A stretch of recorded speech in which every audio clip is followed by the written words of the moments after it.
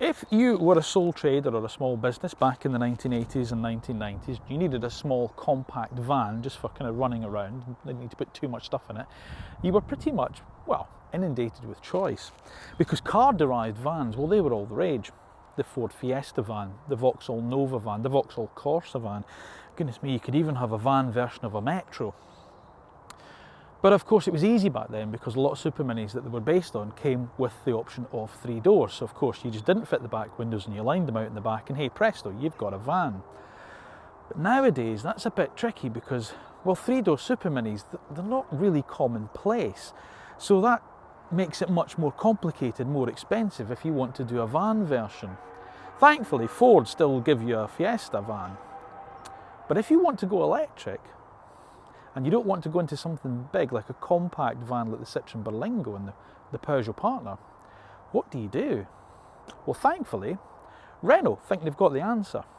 And the answer is this, a van version of the ever popular and evergreen Renault Zoe. So, without further ado, welcome to another one of our van reviews. Welcome to the new Renault Zoe van. And as always, bonjour to AutoEV.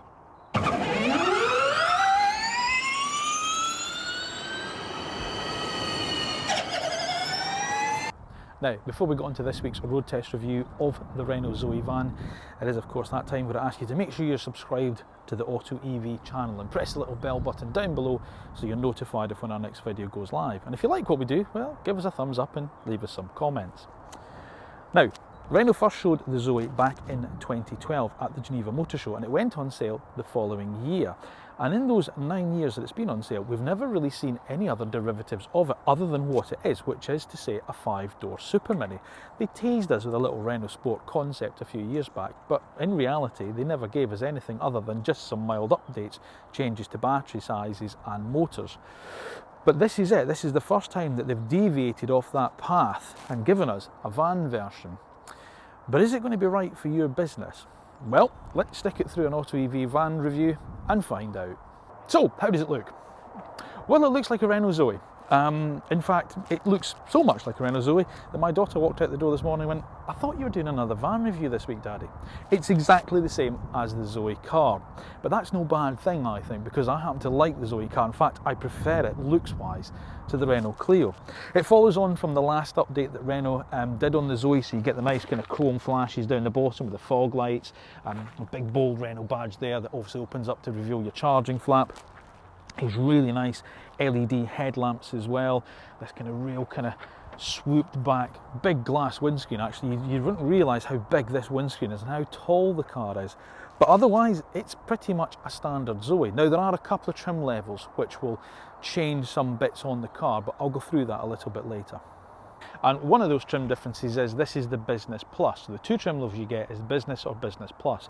The Business Plus gets these 16-inch alloy wheels. The Business, the lead-in model, just gets 15-inch wheels with some nice wheel trims on them. The Business Plus also gets the body colour door mirrors. And if you're in any doubt whatsoever, this is the all-new Renault Zoe van, which is 100% electric. So I'm glad we've cleared that up. It's also won quite a few awards, actually. Also something from whoever these guys are, What Car. Although I'm not sure I trust somebody from a magazine that says What Car reviewing a van. Only joking, I know the guys at What Car, love your work. Anyway, this is the only bit that sort of starts to eke me a little bit, and I'll get on to it a little bit more. As I say, it's just a Renault Zoe. They've just put sort of like some fixed glass in there. It looks like a Renault Zoe with privacy glass on it, if I'm being honest with you, because you still get the rear doors. Now that's quite handy in terms of loading stuff. There's also some compromises to be made with it, I'll show you, but it's not steel this. They haven't put a new panel in there, it's just a black piece of glass. So it kind of feels a little bit compromised. I'd quite like that to have been like you used to get on the old car-derived vans, sort of like maybe a bit of metal in there, and if you're doing some sign writing for your business, it just might look a little bit better. I don't know, what do you think? But anyway, as I say, the style of it, I really like. I've always liked the Zoe, I really do like the way it looks. But let's take a look at the rest of it. Yep, and round the back it's a Renault Zoe. Yep, it's exactly that. A big Renault badge there, it says Zoe there, and the trim level there. Nice opening hatchback. Roof spoiler. Quite like these rear lights. Yeah. Look, it's a nice looking little car. van thing. Look, let's get on to practicality, because that's what's going to be important to you, right? Okay, let's get on to the important stuff. Practicality, load space, what have we got? Okay, well, you open it obviously just via a hatchback like you do on the car, and at the moment it pretty much looks like a car that's just had its seats folded. You still get these the parcel shelf at the back, and then there's another cover which would go over the top of where the rear seats would be in the car. Now that's quite good from a security point of view. If you're carrying around maybe say tools or whatever, and you've got the security that they're kept underneath these covers, and whilst you can't see in from the sides, bear in mind your rear screen is still a clear glass. So I think that's quite a nice practical thing. But in terms of keeping it open and giving you more load volume, you probably might just keep these out, take these out and throw them back at your workshop or your shop or whatever. So let's take this out and look there, and that can just fold back, and as I say, it goes all the way out there. The floor itself is rubber lined, which is quite nice and practical. The only thing I will say is one of the things we criticised the Zoe car for was the exposed metalwork in the boot. And it's still got that. So from the point of view of throwing things in the back, that's going to get scuffed up and scratched quite easily. So if I was you, I'd get some PPF film or something and put that down there. You can get this nice kind of metallic trim that stops the top of the bumper being scuffed, but it doesn't cover the full bumper. I'd get some PPF film if I was you. Now, there's some underfloor storage for cables, and you also get this other cable bag here for one of the other cables, but there's a handy place to put this, which I'll show you in a minute. In there. So, what numbers have we got to crunch? Well, you have a maximum loading width of 960 millimeters across. Your maximum loading height is 770 millimeters. Now that increases once you're obviously inside, and that height, the maximum height, is 1,100 millimeters.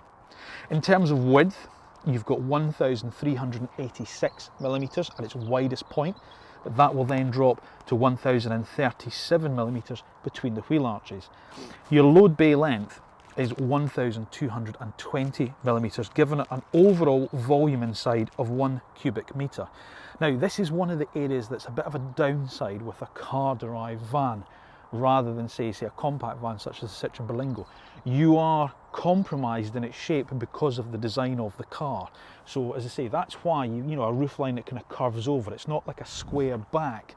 So you're not going to get any pallets in there, but certainly for a reasonable number of boxes, or as I say, tools, or if you were, I don't know, you ran a little kind of deli or a little farm shop or something, and you just wanted something, to sort of like get a few sort of like bits and pieces in a few boxes, a few plants or whatever, it was a garden centre, it's probably going to do the job quite well, in fairness. But with those rear doors, there is another little extra benefit with it. And that's because it is a 5-door Super Mini that's based on. It means you've got 2 side loading doors where you can just throw smaller parcels or packages in without having to go into the back. Now, as you can see, what Renault have done is they fitted these kind of bars here, and they've squared off the floor area. So there is a nice practical sort of like area for keeping things in, and it means that obviously larger items aren't going to fall out the door when you open it, but you've still got enough space to say to get the kind of smaller items in. You get this steel mesh bulkhead as standard, and also as well, I was saying earlier about that charging bag. You can store it obviously behind the seats because there's still the old footwells that you had in the car. So that's an extra little bit of storage down there for things such as, I say, the charging cable bags, or if you're another little kind of tool rolls or whatever, you've got a reasonable amount of storage in here. So although it is compromised in some ways, it's still pretty good. Now, up here, again, like the outside, it's a Renault Zoe. There's no difference. Which is to say it's a good thing, because I really like the Renault Zoe. Thank you. What have we got? Well, you've got this nice sort of like environment up here, which changed when they did the last facelift on the car, and it just feels a lot more substantial and a lot more up to date than the previous car version of the Zoe does.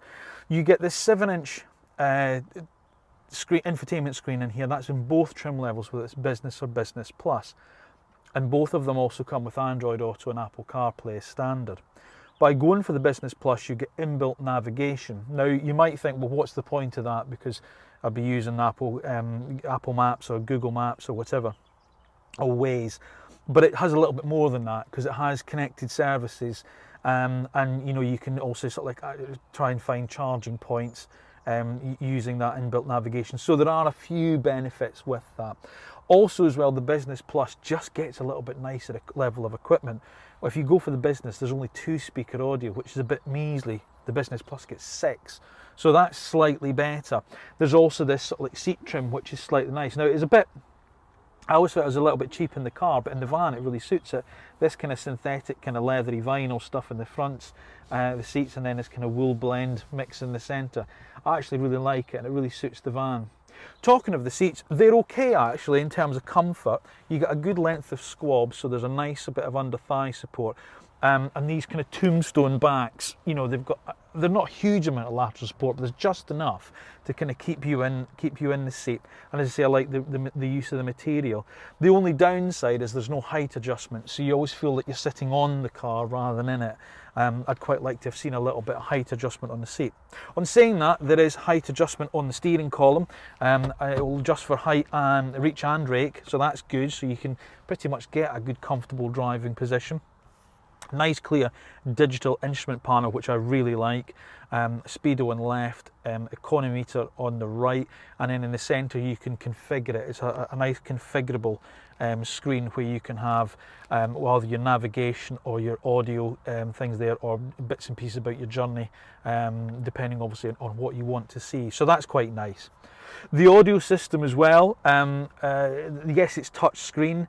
It's okay, it works quite well, but of course Renault have seen fit to fit this their traditional kind of audio third column stock for the audio controls, which I think, if memory serves me correctly, debuted on the Renault 25 back in the mid-80s, early 80s.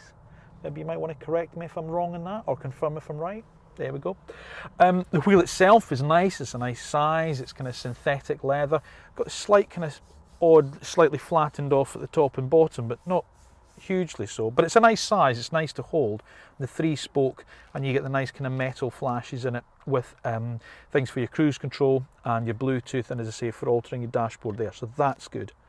Good chunky column stocks. They feel substantial and they work well. A couple of little buttons down the side here for your lane keep assist, opening your charging flap and such. Physical buttons here, though oddly there's 5 blanks. I don't know why there's 5 blanks, but there's 5 blank switches there. Don't know why. The heating and ventilation controls I really like. They're nice, these nice kind of 3 dials here, simple fan speed, temperature and direction, and you just turn them as you see fit. Screen demist, rear screen defrost and air conditioning. Connectivity wise, very good. 2 USB ports here with an aux in and a 12-volt socket as well. You've got this nice kind of rubberized tray here that you can drop your key card into, and then down here underneath the gear shift lever you've got a wireless charging pad for your mobile again, which I really like. Electronic park brake, couple of cup holders here for storage. There's a nice rubber line tray, thank you Renault, lining it with rubber. Citroen take note, that's really nice, I like that. Only downside is the glove box is literally for gloves, that's it. Door bins are all right, but this is where I'm coming on to my slight little bugbear, and it's a bit like those rear windows, and I know it's a silly thing, and by all means I know I'm lining myself up to be kicked to Berlingo by this. There's just an awful lot in here that hasn't been changed from the car. For instance, it's got 4 electric window switches here on the door, and there's electric window switches on those back doors. Why? I understand that years and years ago when engineering and manufacturing was much more expensive, but in the days of 3D printing, how hard would it be just to mock up another switch pack there and just have 2 switches there? It's the same in the back, the rear pillars, where the seat belts go in the rear, there's just holes. Why is that not? Why is there not like a new panel there? How hard would that be to mock up on a 3D printer, new panels? And it's just silly little things like that that just make it feel like they've kind of cut corners. But maybe that's me, I don't know. But there we go. There's not really an awful lot else to say about this, other than the fact it's really well built as well. I've been driving this van this week, and as I say, it feels really substantial. This one's done, 8,000 miles in the hands of the press, and it's, you know, stood up well. Everything feels solid. There's no rattles and squeaks. The materials are nice. You know, soft touch on the dash, the soft rubber here, the synthetic leather on the steering wheel feels really nice. As I say, all the column stocks feel well built. There's no rattles and squeaks coming from it. It's done really, really well. I really like this little shift lever here where you've got your forward for reverse and then neutral, and then you've got drive and then brake regen, which we'll go on to when we drive the car. It just falls to hand nice and easily. And there's ISOFIX points in this front seat as well, so good on you, Renault. A great little van in terms of if you're spending your time here, as if you're a sole trader or a small business user, or you spend your life on the road going out to visit customers, if you're an engineer or something, you will not feel shortchanged in here. And as we see when we drive it, its refinement is excellent as well. So that's one benefit of being a car-derived van. It still drives like a car, and that's a good one as well. Now, the Zoe van comes with the same 50 kilowatt hour battery that the car does, which means a WLTP range of up to 245 miles. But Renault, rather cleverly, give you two realistic ranges. In summer, they say it should be around about 233, and in winter, that drops down to about 150. There is a bit of a downside, however, with the Zoe, and that is that CCS charging is not standard on the lead-in business trim. So you have, if you have a look at the price list, there are three models listed. There's the business with rapid charging, and the business plus. So in other words, the business with rapid charging and the business plus are the only ones that get the CCS charging. And it's done through this flap in the nose here, which is quite a handy place to put it, I think, because I mean, you get into a thing rather than a side panel. Now, charging up, if you're using a 50 kilowatt rapid charger, you should get the benchmark 10 to 80% in an hour and 10 minutes. However, of more note, Renault said that you can add 90 miles of range to the Zoe from a 50 kilowatt supply in 30 minutes. That could be enough just for your weekly commute. Now, if you go for that lead-in business model and you don't have the 50 kilowatt capability, the CCS charging, from a 22 kilowatt supply to get 100% charge takes 3 hours, and charging up the Zoe's battery from full from your 7 kilowatt wall box is 9.5 hours. Now, the Zoe van comes with a single motor mounted obviously up at the front, driving the front wheels, with 107 French chevals running through there on their way to the tarmac, which is enough to see you go from 0 to 60 in around about 11 seconds. Do you need anything more in this size of vehicle? Probably not, in fairness. It's absolutely fine. It's a very smooth power delivery. You get that, obviously, that quick kind of slug of torque right at the beginning that you do with most electric cars. So for getting up to sort of like quick city speeds or town speeds, is really done in an instant. So the numbers don't just rely on that 0 to 60 time, because I say when you nice application of throttle gets you up to speed and joining traffic quite quickly and quite easily. The other thing is, it's actually just a really nice little van to drive. I mean, it's just, as I say, until you look behind you and you see that bulkhead, you'd swear you were just driving around in a Zoe hatchback, which to all intents and purposes you are. And that means you've actually got a really nice little car that you're driving around in. The steering's got a nice feel to it. It's light when you want it to be light, but there's enough feel through it that if you are stringing a set of bends together, it's okay. The brake pedal's got a nice, a nice bite to it, if you like. You do have one level of brake regeneration, like you do in quite a lot of these cars and vans these days, and that's done by pulling back the transmission lever. When you pull it back into the D mode, you go back one stage further into B, and that gives you your brake regen. It's not quite one pedal driving, but it's certainly enough that it slows the van down and gives you a reasonable level of regen if you're round about sort of like in the city or out on the open road. There's no real driving modes with the Zoe either. There's either normal or there's an eco button there. You press the eco and obviously I say that dampens everything down and makes everything feel really lead-footed. Would bother with it. There's always got a good enough range, in fairness, that you don't need to worry with that. But yeah, getting up to speed, going round, certainly if you were doing longer distances, so if you needed to visit clients or do deliveries much further afield, you're not going to feel shortchanged, because the Zoe performs really well out on the motorway.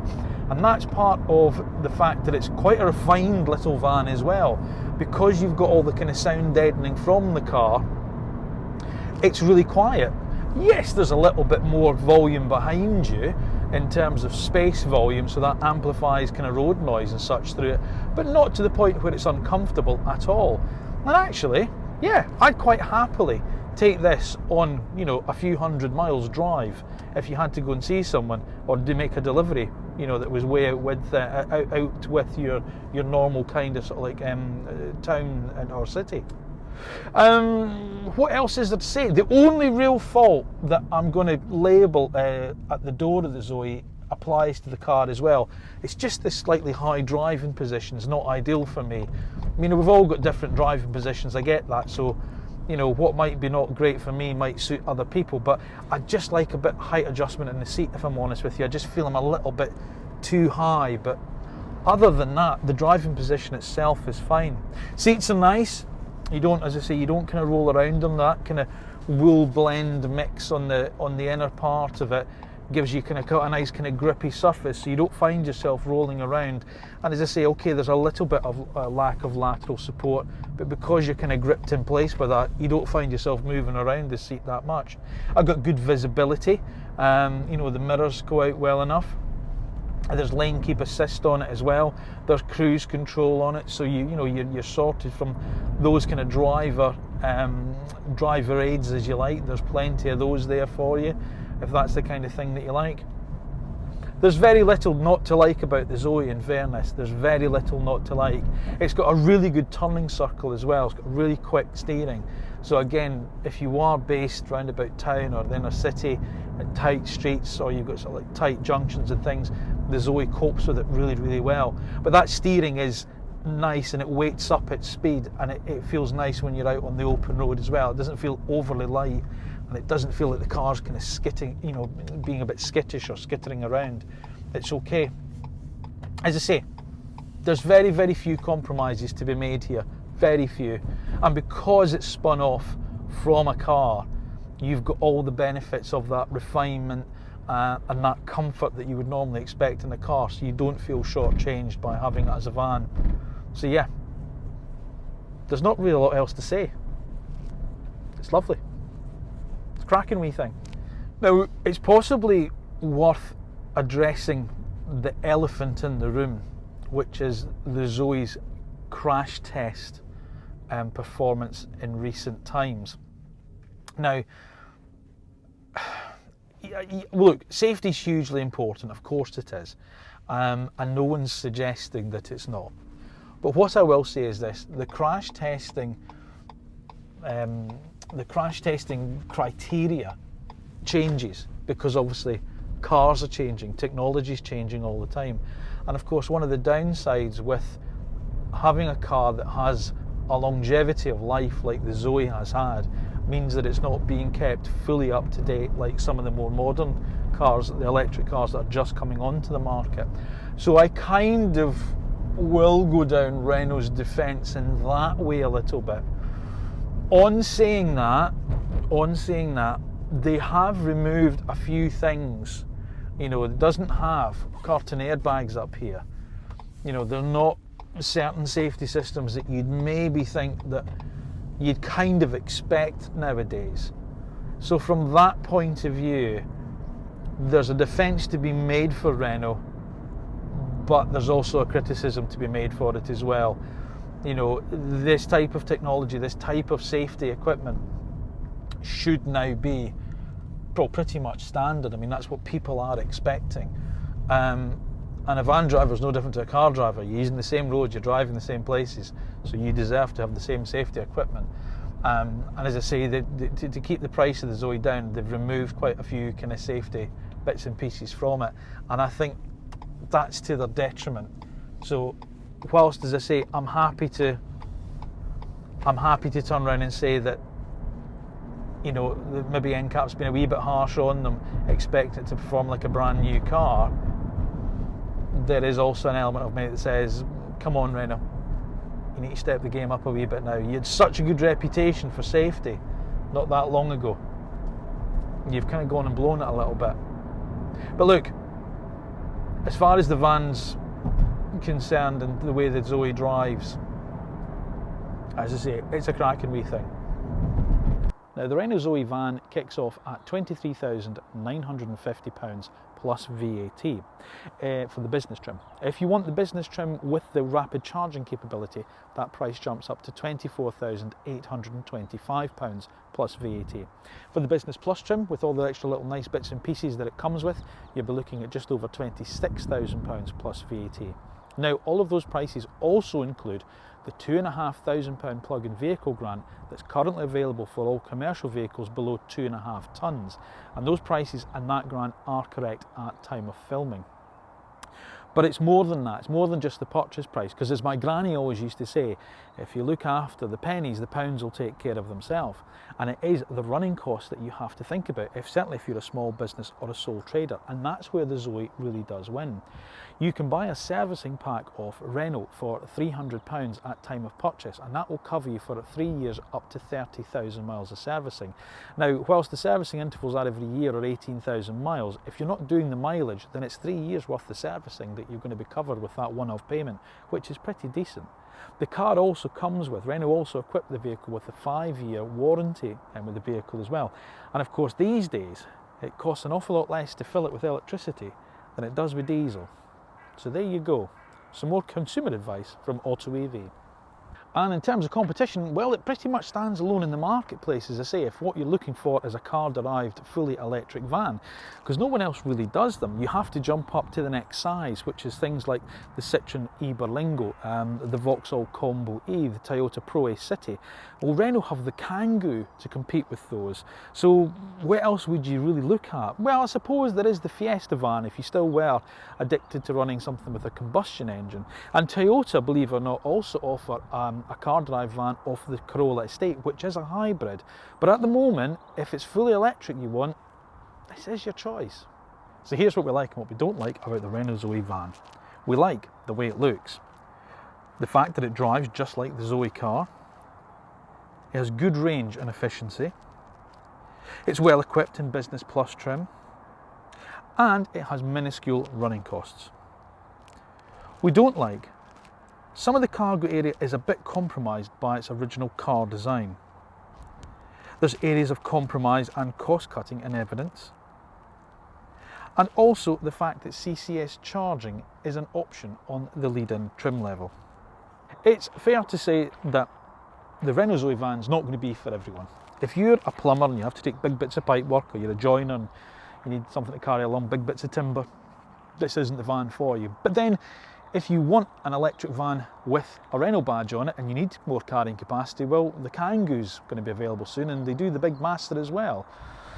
This fills quite an interesting little niche. If you're a small business owner, or you're you have a little deli that you do deliveries for locally, or a farm shop that you do deliveries for, or you're an engineer and all you need is somewhere to put a reasonably decent sized tool chest in, this could be the answer, you know, because the other nice thing about it is, because it's based on a car, the Zoe, a car we really like, it drives brilliantly. We love the little Renault Zoe, and there's very few compromises to be made by turning it into a van. Yeah, I know I've gone on a little bit about some of the little cost-cutting areas, but in reality, overall, there's very little not to like about the Zoe van. And you don't have to take our word for it. What car says so as well? Yeah, so there you go. Thank you for watching another episode of AutoEV. Please, please, please remember to make sure you subscribe to the channel and give us a little thumbs up by pressing the like button down below. And also make sure you press the bell button, because that way you'll be notified when our next video goes live. Please remember, we're on all social media as well. So from a business point of view, we're on LinkedIn. We're also on Twitter, Facebook and Instagram. And if you haven't had enough, if you're just craving more, then our YouTube channel is just crammed full of road test reviews, not just the vans, we do cars as well, you know, including our series Electric Icons. So stick around there and see what else we do. But until then, all that remains for me to say is thank you ever so much for watching. I'll see you again soon.